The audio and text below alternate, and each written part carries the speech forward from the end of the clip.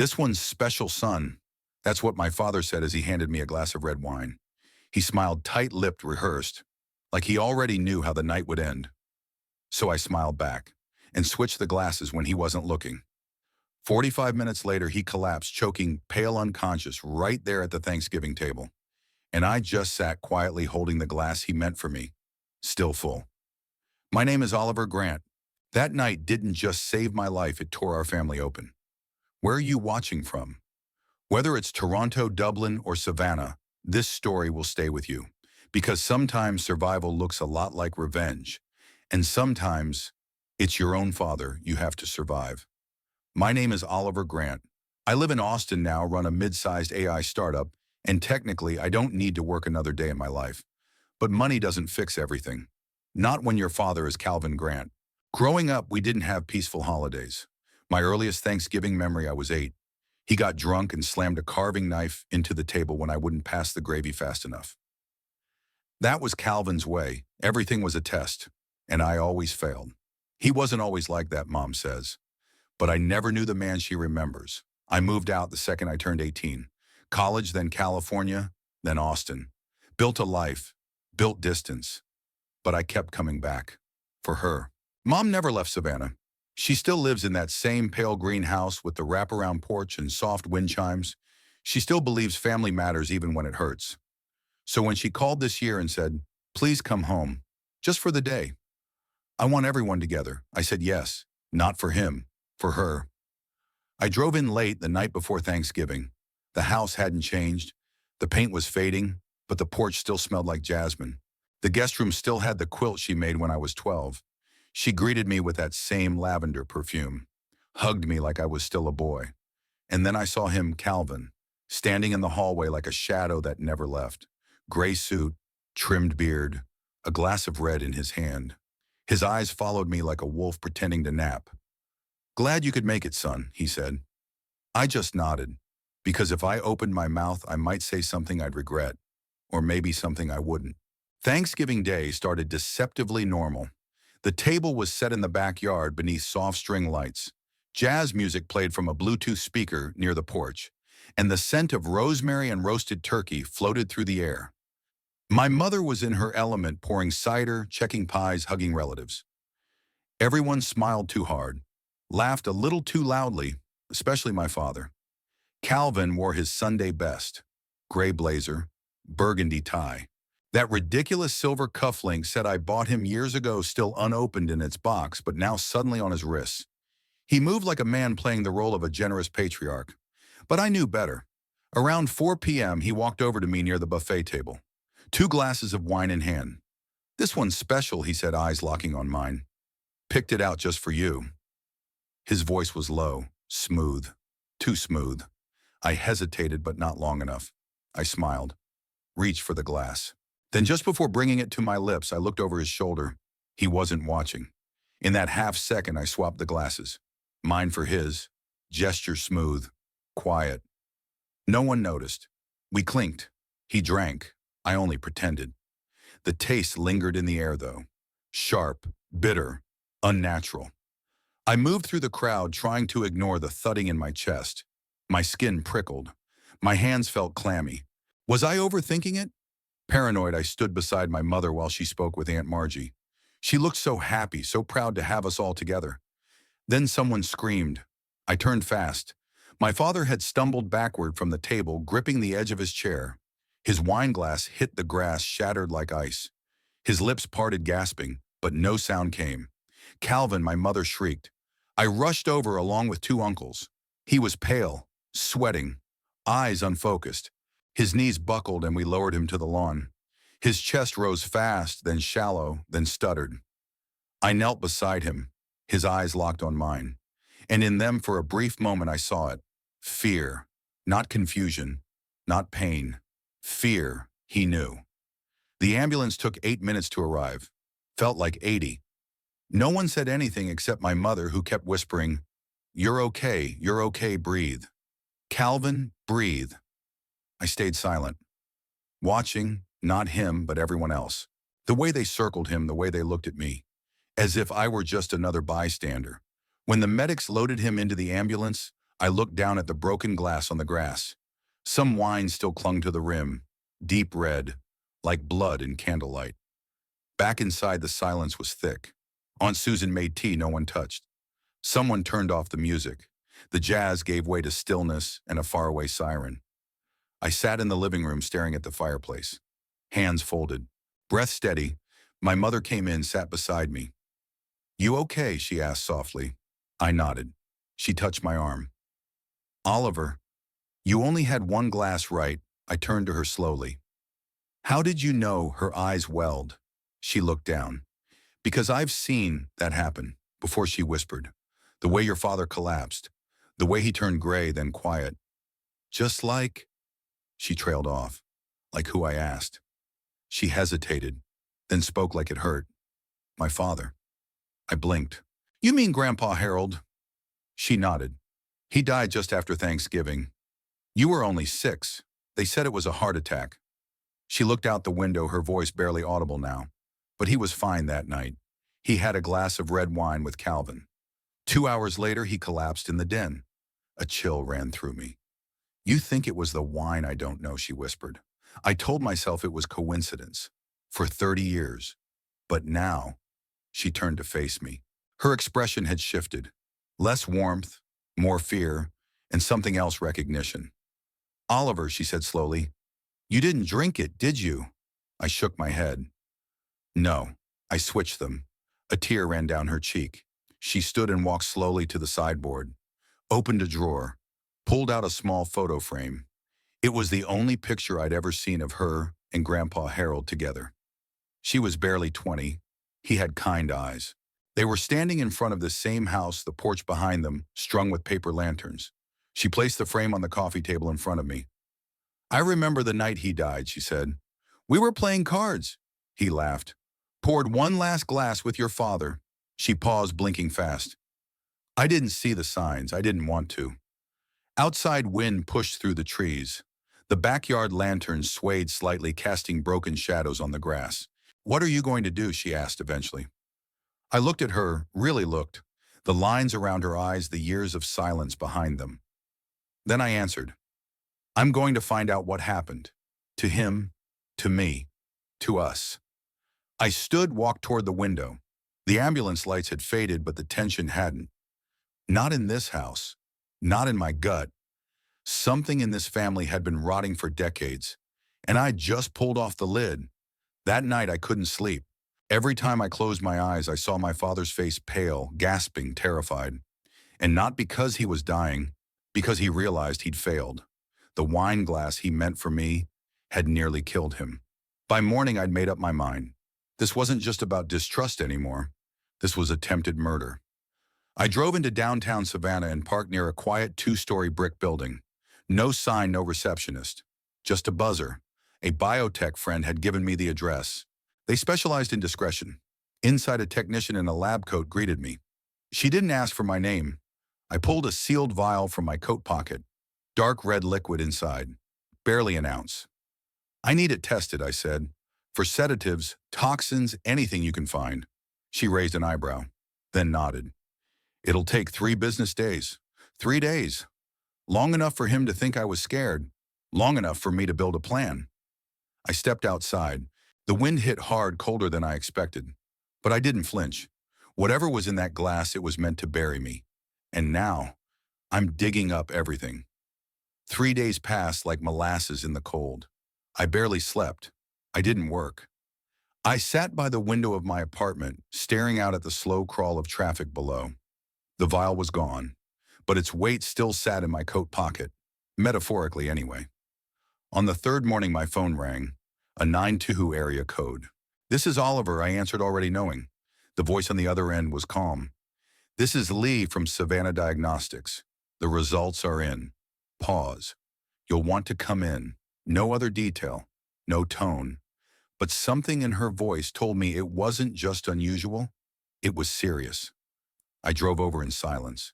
No music, no thoughts, just the hum of the tires on asphalt.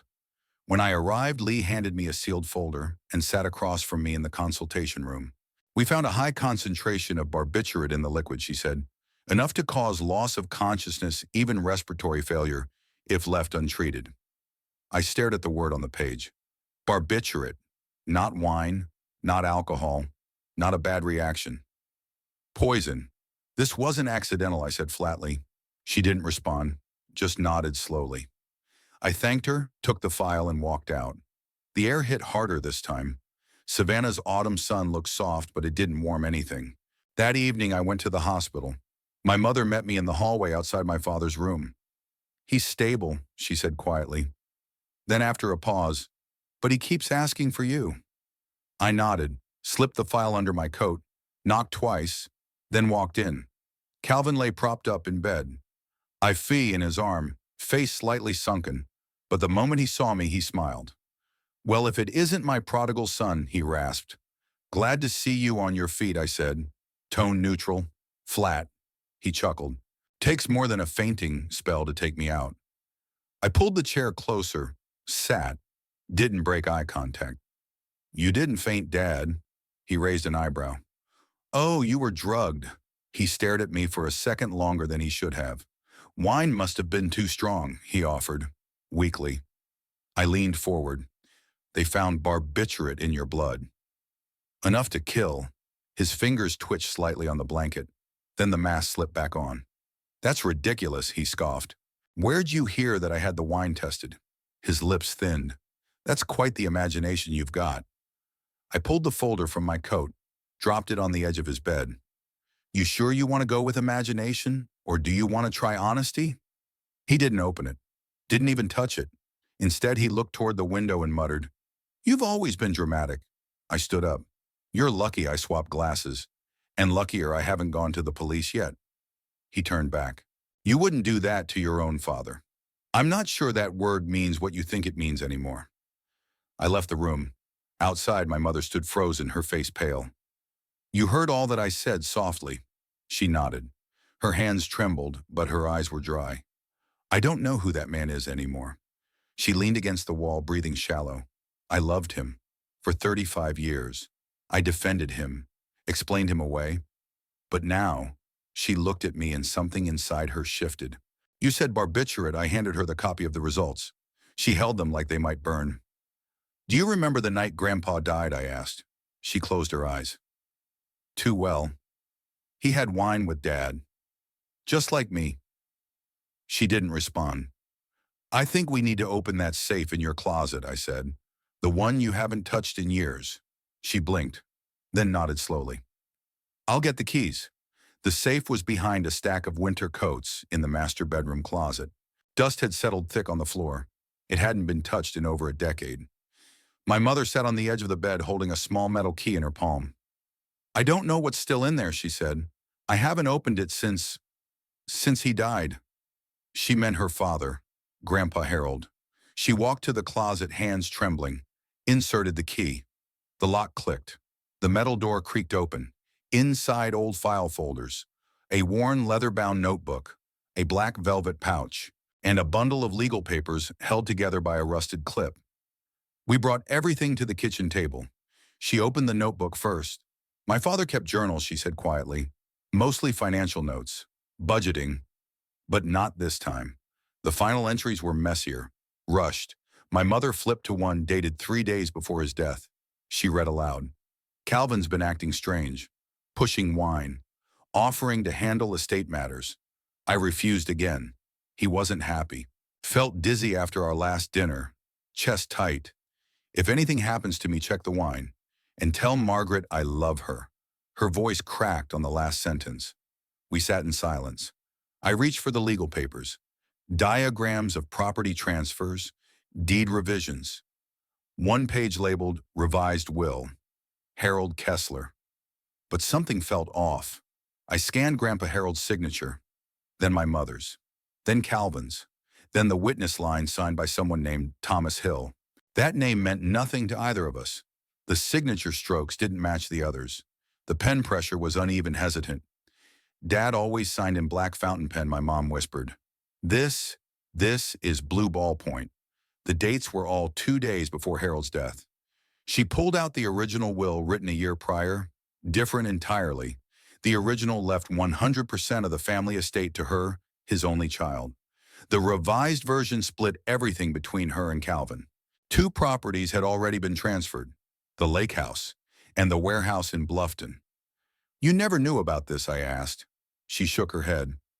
I thought he wanted to simplify things, but I never saw the changes. Calvin said he'd handle the paperwork. I trusted him. I laid both wills side by side.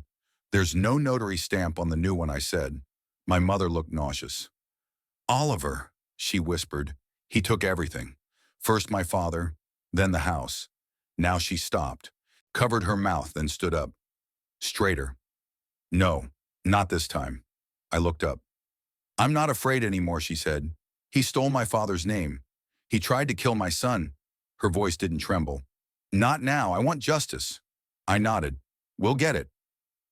The next morning I made 2 calls. The first was to Anna Vega, an attorney I'd met during a business acquisition. Smart, sharp, ruthless when needed. The second was to Ronald Harris, a retired detective who now worked private cases. He'd helped a friend uncover embezzlement in a nursing home. I explained everything, from the wine to the hospital, the test results, the journal, the fake will. Anna asked for scans. She called back an hour later. You have enough to file a motion for inheritance fraud, she said, and attempted murder if the DA agrees. Ronald's response was simpler. I believe you, he said, and I know where to dig. We met that evening in a cafe near River Street. He showed up with a yellow notepad, a flip phone, and a stare that could punch through concrete. You're not the first family he's done this to, Ronald said, but you might be the last. How do you mean, I asked. He pulled out a paper, listed on it 3 other names. 2 women, 1 man, all deceased, all related to Calvin by marriage. All died under sudden conditions. Want me to keep digging? I nodded. Please. That night my mother and I sat on the porch. The wind had picked up. The old wind chime rang like a bell warning something was coming. I'm ready, she said. Her eyes were tired but fierce. So was I. The motion was filed within a week. Anna submitted everything to the probate court and local DA's office, the forged will, the toxicology report, the journal entry from my grandfather, and the hospital record showing barbiturate in my father's blood. It wasn't just a legal petition, it was a warning shot. 3 days later, a court order was issued for exhumation. Grandpa Harold's body would be tested for toxic agents. My mother wept when she signed the paperwork. Let him rest, she whispered, but not without the truth. I stayed quiet. There was no comfort to offer, only determination. The process took nearly 2 weeks. Then the call came. Harris phoned me first. It's confirmed, he said. Same compound. Barbiturate class near identical molecular signature. I didn't speak. They've ruled out natural causes. Official KOD acute poisoning. The death certificate would be amended. Harold Kessler was murdered. That night I sat on the porch alone. My mother was asleep. The wind smelled like pine and rain. I stared out into the dark and thought he killed him. He almost killed me, and he did it all with a smile. The indictment came fast. 2 felony charges, first-degree murder of Harold Kessler, attempted murder of Oliver Grant. A hearing was scheduled within the month. When the police came to arrest him at the hospital, he didn't resist, didn't say a word. He just looked at my mother and said, "You too." She didn't flinch. The courtroom was colder than I expected. Wood paneling, harsh fluorescent lights. My mother and I sat on the right side behind Anna and her assistant. Calvin sat at the defense table, wrist cuffed, jaw tight. No tie, no smile, just silence. The prosecutor began with the journal, then the wine glass, then the lab results, then the signatures. Each one like a nail in a coffin, his coffin. But the moment that broke everything open was when my mother stood. She walked to the witness stand slowly, hands folded in front of her, voice trembling but only for the first sentence. She spoke of Harold, of the night he died, of the wine she didn't drink, of the man she'd defended for years who now sat stone-faced just 10 feet away. He told me it was stress, she said. He told me Harold had been ill, but I knew my father. I knew something was wrong. And now I know what he did. She lifted her eyes, looked at Calvin. He tried to take my son from me too. and I will never forgive him for that. When she stepped down, the silence in the courtroom was complete. Even the judge leaned back, eyes tight. Calvin never took the stand. His lawyer argued stress memory loss, even suggested Oliver had faked the switch. But the evidence was overwhelming. Video footage from Thanksgiving showed my father preparing 2 glasses away from the main group. The wine bottle he claimed he used never existed. The barbiturate compound matched the one found in Grandpa Harold's remains. The jury took less than 4 hours, guilty on both counts. Sentencing followed the next week. Life without parole for Harold's murder. 25 years for the attempt on me to be served concurrently. I didn't attend the final day. My mother did. She said he didn't look at her once. Weeks passed. We sold the lake house. Donated Grandpa Harold's remaining assets to a veteran scholarship fund. He was Navy, served in the Pacific. My mother said it's what he would have wanted. I stayed in Savannah longer than I planned. The house felt different now. Less haunted. Still quiet but no longer fearful. I watched my mother reclaim her garden, her voice, her peace. And as for me, I'd stopped dreaming of revenge. Because this wasn't about revenge anymore. It was about letting the dead speak, and the living finally listening. Spring arrived slowly that year. Savannah warmed like a wound finally closing. My mother planted lavender in the front yard, her favorite. The scent followed me into the house every time I visited. She smiled more now, still quiet, still soft, but no longer afraid. We kept the old house. It had too many ghosts to abandon. And strangely, that's why we stayed. Because facing the ghosts was how we put them to rest.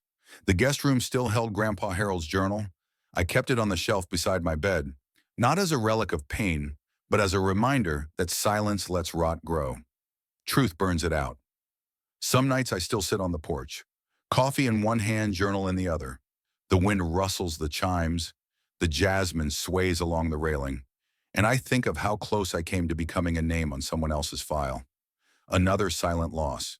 But I lived, because I listened to my gut, because I paid attention to a smile that didn't match the eyes behind it, because I swapped the glass. That's what saved me. So if something feels wrong, even if it's family, especially if it's family, don't ignore it. I'm Oliver Grant, and this wasn't revenge. This was survival. If you've ever trusted someone too long, I hope this story gives you the strength to step away. And if it did, don't forget to subscribe. More stories like this every day.